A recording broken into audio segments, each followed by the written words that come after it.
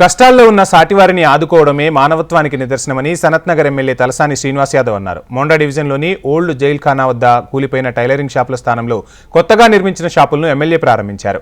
బాధిత కుటుంబాలు తిరిగి షాపులను నిర్మించుకోవడానికి సహకరించిన వారిని తలసాని అభినందించారు.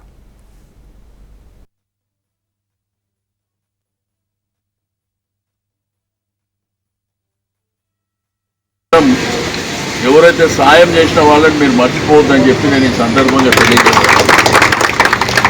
ఎందుకంటే ఈ సమాజంలో ఆ టైంకు సాయం చేయడానికి ఇప్పుడు ఎవరు వస్తలేడు.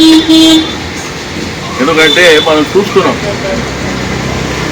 మనకేమొస్తుంది సాయం చేస్తే, మనకేం పొగడుతున్నది, ఈ టైప్లా చూస్తున్నాం సమాజంలో.